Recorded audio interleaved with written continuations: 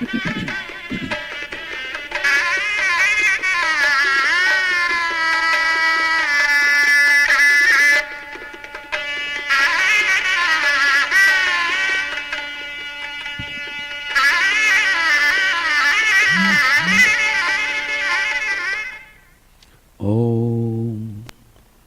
Tava Kathamritam Tapta Jivanam Kavi Vidiritam Kalma Shapaham Shravana Mangalam Shri Madatatam Bhuvi Granantiye Bhurida Jana.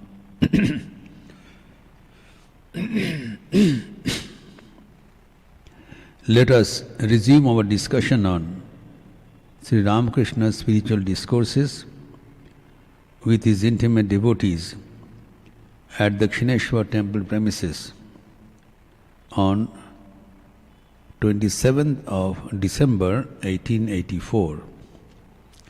This appears in the second volume of the original Bengali presentation, Sri Sri Ramakrishna Kathamrita, 222, section 4.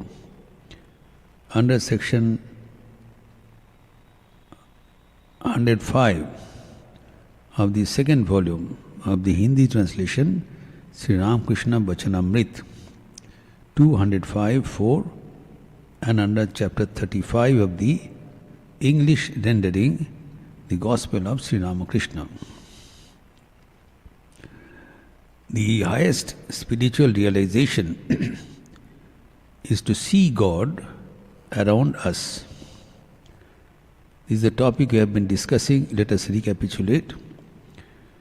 The sequence is, the goal is to realize God, to see God.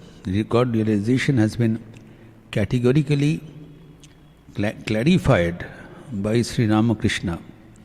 There is no confusion or ambiguity. What is meant by God realization? He says we have to see God as we see each other in the wakeful state. So, what is the ultimate vision? So, the first vision should be to see God within us. God is present within all of us. This has been told by the scriptures, by our gurus, by the saints and seers. You see here. But then this has to be realized. And realization should be as clear as our direct vision. That God is present within us, Ishwaraha Sarva Bhutanam Riddeshe Arjuna Tishtati Brahmayan Sarva Bhutani Jantra Rudani Mayaya. This has been declared by Sri Krishna in the Bhagavad Gita, chapter 18, verse 61. God is present within every one of us without discrimination, high or low,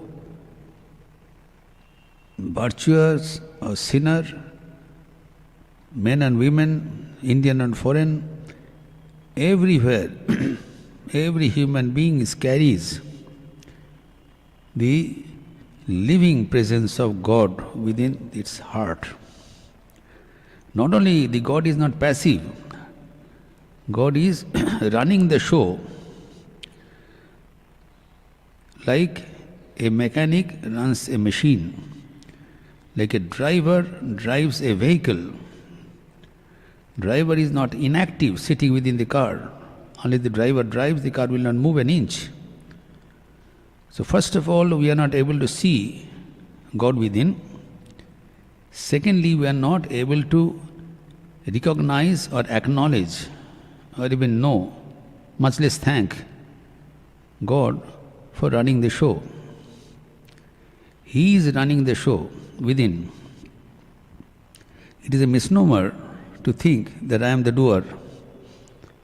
He is doing through us. We are an instrument.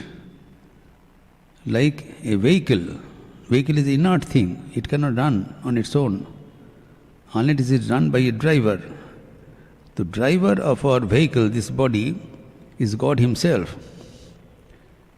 This also has to be realized. First to see him and to realize that he is the master of the ceremony.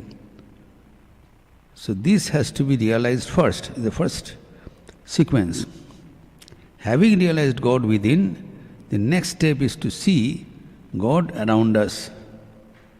We are amazed to find that not only God is sitting within me, He is sitting within everyone around me. So my vision changes. It's a holistic view of life. Now we are seeing so much of squalor, disturbance, sin, violence all around us. So much of pollution, so much of maladjustment, oppression, tyranny, all the ill aspects of life are roaming around us and torturing us. You feel distressed to live in this environment of inequity, of oppression, of tyranny, of debauchery. But when we see God within, the next development is we see God without also. And then everyone around us becomes our worshipable.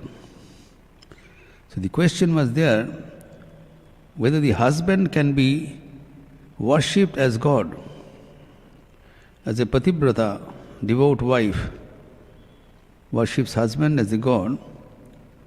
Now, so can we worship the people around us as God? Sri Ramakrishna says, this is possible provided you have realized God first, or else you make a mistake. We cannot make everybody and anybody as a direct representation of God. We have to maintain our judgment, our discretion, till we realize God. Once God is realized, then God is palpably visible around us. So now next question comes, this much we have discussed. Now the next question comes, it is a $1 million question. Now the devotee is asking, Sir, how can one see God? This is all we are after. This is the question within every one of us. How can one see God? यहाँ पर जो उल्लेखित है, महाराज, किस अवस्था में ईश्वर के दर्शन होते हैं? और Shri Ramakrishna, without any confusion, beating about the bush, his point blank answer is this: बिना सब तरफ से मन को समेटे ईश्वर के दर्शन थोड़े ही होती है.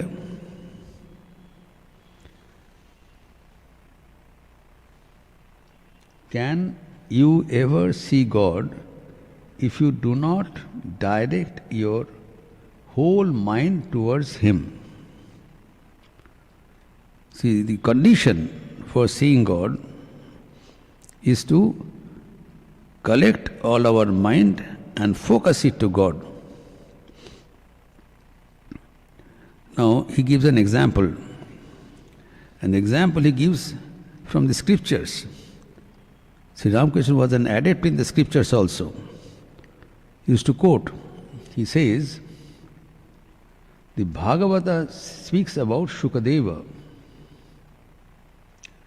When he walked about, he looked like a soldier with fixed bayonet. His gaze did not wander. It had only one goal, and that was God. This is the meaning of yoga.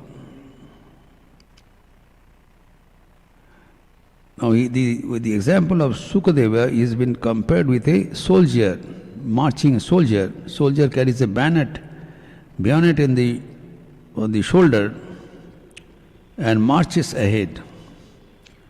At that time, his gaze is fixed. in the forefront. He does not waver.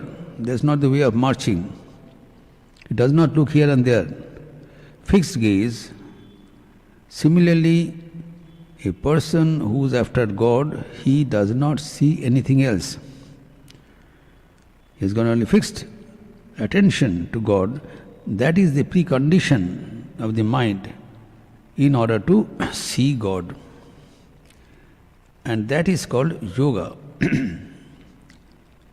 That mind should not be wavered. Now this is in accordance with the scriptural injunctions. In the Patanjali Yoga Sutra, the highest book of psychology in the world, the most authentic, most ancient and most practical. So there, Maharishi Patanjali defines yoga. Here is yoga is defined. There he defines yoga as yogaha chitta vritti nirodhaha. Yoga means the mind should be stilled by all modifications, all waves. Mind has been compared with a lake, pool of water.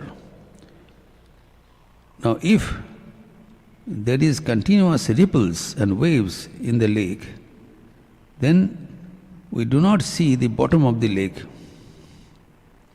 Not possible. So the lake should be made calm, quietened, sthir. Then only the bottom of the lake is visible.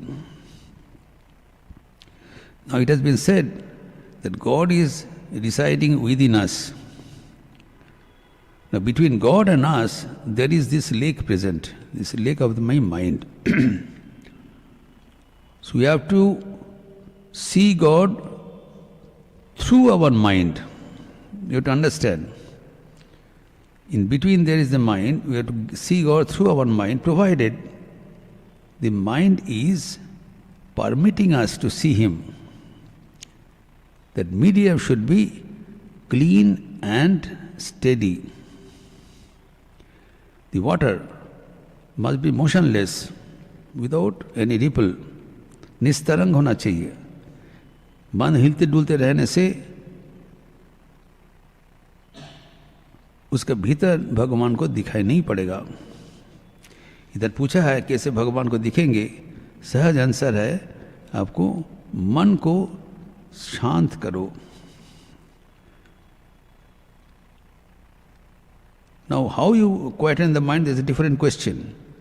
But the method is by any way, whatever way is suited to you, you have to try to make the mind calm. So once the water is steady, then we should be able to see the bottom of the lake, provided the water is clean. If water is muddy, then also even if it is calm, we cannot see. So you have to make the water both steady and transparent. Both are necessary. So if by any means, if we can make the water of our mind steady and without any movement and clean, clear, transparent, then we can clearly see what is there within. And the yogis claim that within the mind there is a luminous pearl, which is the Atma Jyoti, which is ever illuminating. So that flashes forth. So that is called God realization, seeing God within. And when you see God within, gradually we will see the same spark, same Jyoti all around us. There is a secondary realization. Primary and foremost is to see God within by quietening our mind. So here, this this quieting of the mind, it has been said in Patanjali Yoga Sutra, this is the second sutra. Directly from the beginning, Patanjali starts the Samadhi Path, first chapter, Atha Yoga Anushasanam. Now we'll tell you what is yoga. Second verse, he summarizes the entire book in one small aphorism. In 4 small words. One sentence, 4 words. Yogaha chitta vritti nirodha. Finished. Yoga is, seeing God is to make the mind clean, quiet, and of course transparent. And then what happens? In the third verse he says, Tatra drashtuhu sarupe avasthanam. There is a statement, drashtu means that witness. Now there are 2 things, one is drishya and one is drashtu, drik. Seer and the seen. I am the seer and the world is the object in front of us to be seen. I am drashta, witness, seer, and the world around us, around me, is the seen, is the object. There's 2 a combination, subject and object. Now unfortunately, I am not able to see the God within. I am only seeing the world around us. I am seeing the modifications of the mind only, the waves of the mind. The God behind this mind is not visible. By any means, if we can make this possible, make the mind steady and clean, then we see God within our own mind. Clear vision. Then what happens? That's what he says. Tada at that time is the third aphorism. Tada at that time, drashtuhu. Drashtu is the sadhak, the spiritual aspirant, the person who wants to see God, the seer. Drashtu kya hota hai? Sarupe avasthanam. He merges with his own nature. This is the climax. Our nature, our real being, our sarup, our own self, is the God within. We are part and parcel of God. Unfortunately, due to our obstructed vision, due to our seeing of the world around us only, without this God, what happens? That is clarified in the next aphorism. Vritti sarupyam itamatra. Vritti sarupyam itaratra. The person who is not able to see God, who is able to see only the waves and ripples of the mind, he gets identified with the waves and ripples. And he thinks that he is the mind, as we all think. That I am the body, I am the mind, it is my body, it is my mind. If my mind is distressed, what do you say? I am upset. You are not upset, your mind is upset. Your body is aching, you are not aching. But I have identified with my body and mind. I have identified with the modifications of the mind and think I am. But in reality, I am the God within. And that will be possible when the mind is still. Tada, only at that point. When the chitta vritti is nirodha, at that stage, tada drashtuhu, the seer, swarume avasthanam, gets settled in his own self. Now the question is, we see the world and we see God also at that time. We have seen the magnifications previously, see God. Why do we get merged in God? Why?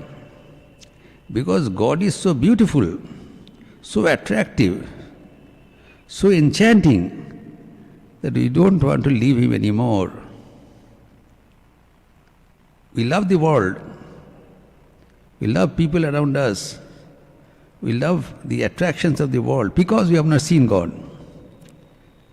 But once we have seen God, once our mind is settled, and we have got a chance to peep within us and somehow get a glimpse of God, that's all. One glance. He is so handsome, so attractive, so charming, that we are one forever. We don't want to be attracted. Nothing can attract us. That is told in the Bhagavad Gita, that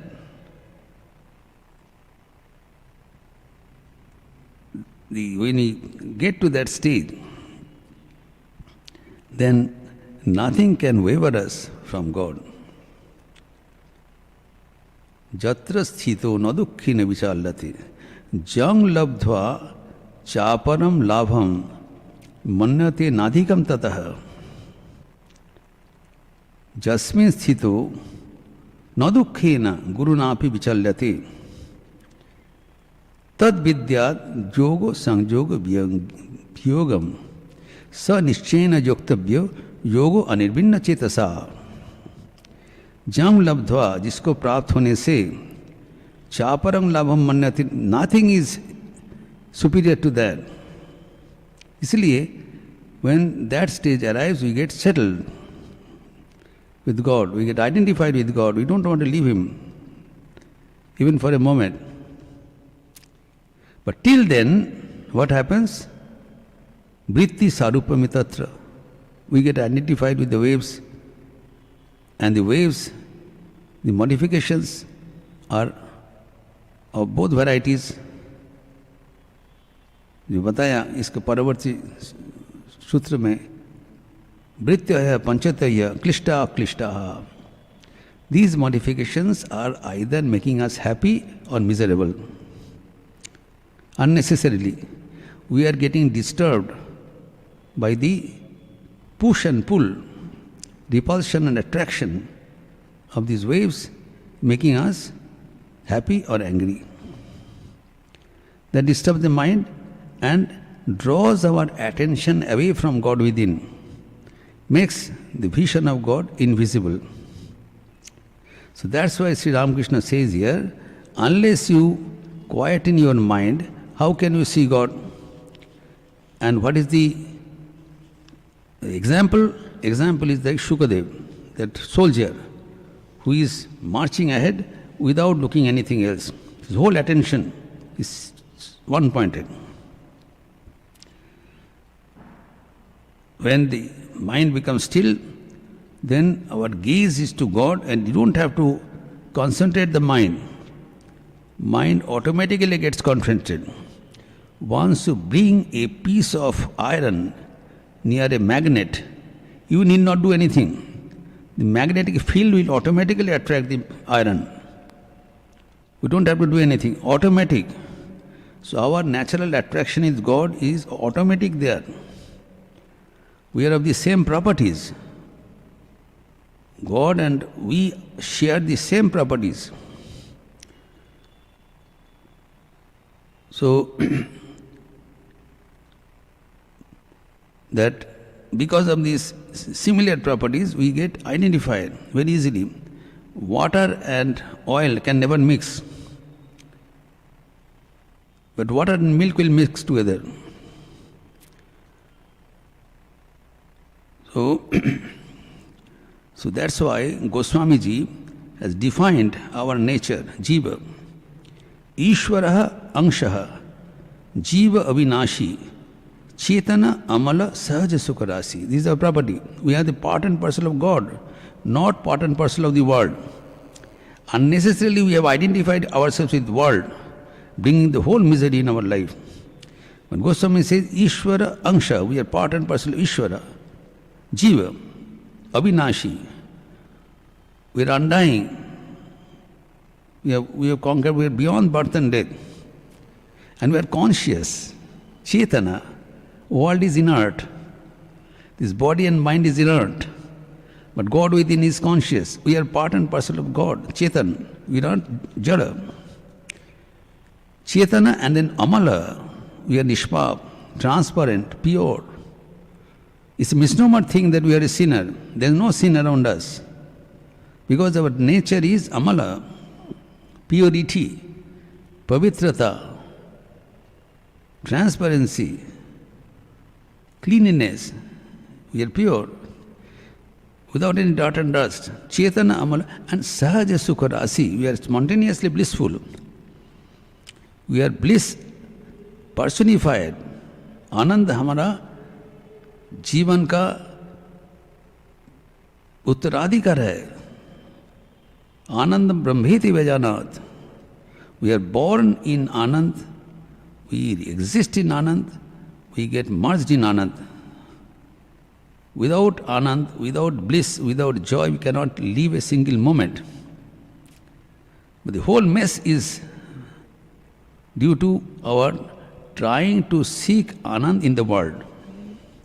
There is no Anand in the world. There is no harm to seek pleasure. There is no harm. It is our nature to seek joy, to seek pleasure every moment.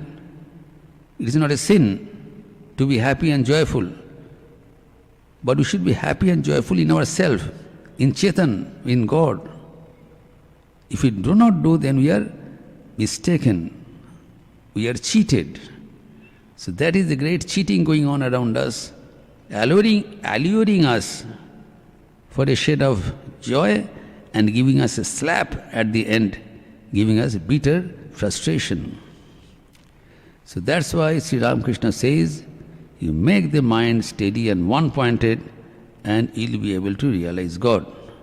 That is as simple as that. And he gives an example here. That how does it happen? That we are engaged in so many activities, how is it possible to concentrate the mind and become unfocused? Man ko kaise samet liya jaye? Gives an example, real life example. He says when we go to see a theatre, a dramatic performance, now till the drama has not started, then we go on talking with each other, various topics, various discussions going on. So mind is frittered here and there. But the moment the drama starts, the whistle is there, the drop scene comes out, and then the stage is on. The moment stage is on and the actors and actresses are on the stage, what happens? All our conversation cease instantaneously and our whole attention focus towards the stage. Everyone. We are sitting beside, we have been talking, discussing various topics so far. Everything becomes stopped and our attention gets diverted to the drama. Similarly, presently our attention is diverted here and there. All attention should be brought together and focused at the central stage within our heart, where God is the actor. Look at God, see His play and enjoy. That is possible when we see a drama, that should be made equally possible within ourselves in our hours of meditation. And then he says, does all our conversation cease after that? No. If they have to discuss anything while seeing the drama, it is about the drama itself.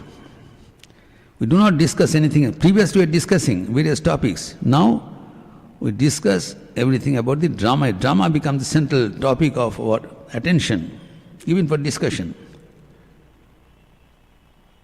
So here is given another example.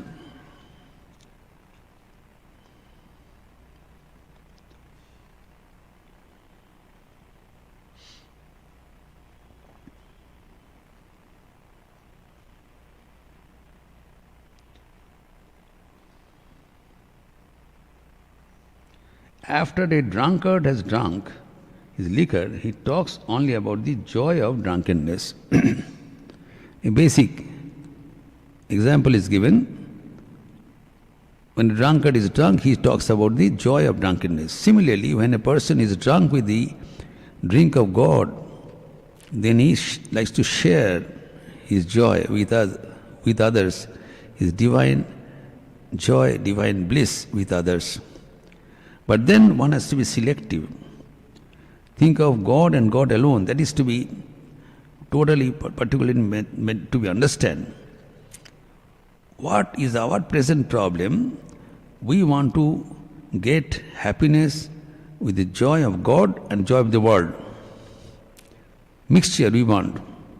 We do not want to leave the joy of the world. We want to taste the joy of the world also and joy of God. That is not possible. We have to develop a distaste for the world, then only we can develop a genuine interest, a taste for God. Then only the mind will flow. So here, he gives another example of Chataka bird. There is a particular bird in Chataka. It drinks only the water of the rain from the sky. It doesn't drink. The whole world is full of water. The 3/4 of the world is water. It doesn't drink. Even if it is starving for this thirst. Thirsty, it needs water. Water is all around, but he will not take. He waits till the rainwater falls.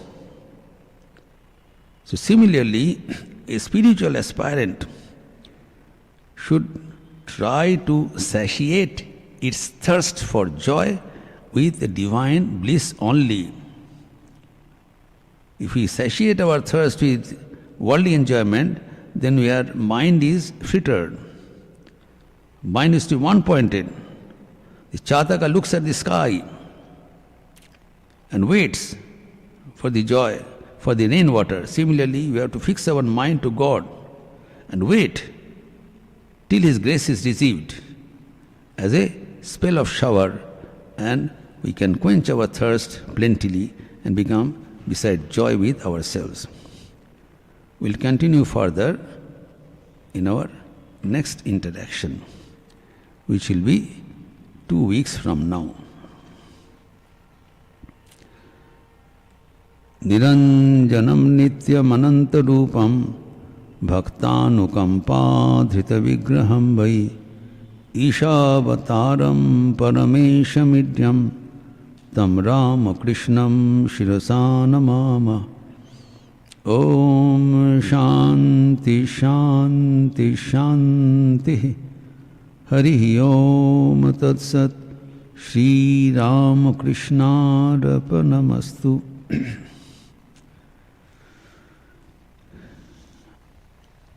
Today is a very special day. Today is 23rd January, the birthday of Netaji Subhash Chandra Bose, who dedicated his life for liberation of his motherland. So in the afternoon there will be a special youth program from 4 till 5:30, where briefly his life and relation with Swami Vivekananda would be discussed. And also there will be a special talk by Shobhit Narayan, the founder director of Golden Future and a spiritualist. He's a very famous speaker, Shobhit Narayan. And in the evening there will be chorus, bhajan in chorus after the arti. And next week, day after tomorrow, we have the birth anniversary, 6-day long birth anniversary of Swami Vivekananda, starting from 25th of January, ending in 30th of January. So next Sunday, the Sunday talk would be on a different topic. As a part of the birthday celebration, it will be Swami Vivekananda in the eyes of Sri Ramakrishna next Sunday. And this Gospel of Sri Ramakrishna's class will be continued 2 weeks after 2 weeks from now. We close now with the chanting of the Lord. Please join together, those who are present here and those who are present over internet, virtually. Hari Om Ramakrishna, Hari Om Ramakrishna, Hari Om Ramakrishna, Hari Om. Hari Om Ramakrishna, Hari Om Ramakrishna, Hari Om Ramakrishna, Hari Om. Hari Om Ramakrishna, Hari Om Ramakrishna, Hari Om Ramakrishna, Hari Om.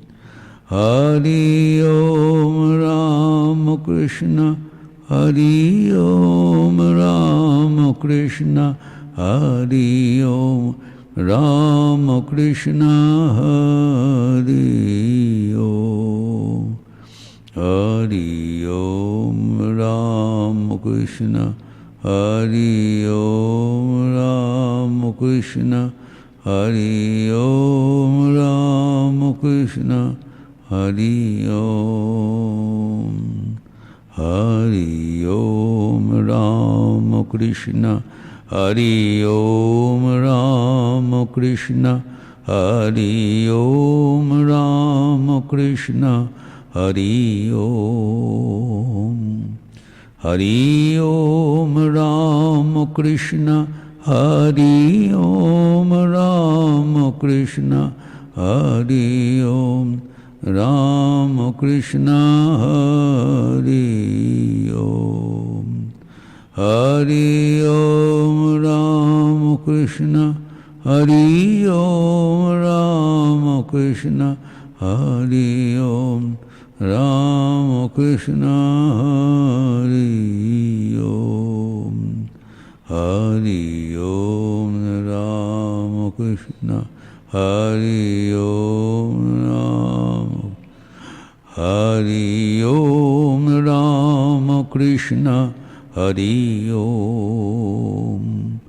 Hari Om Ramakrishna, Hari Om Ramakrishna, Hari Om Ramakrishna, Hari Om.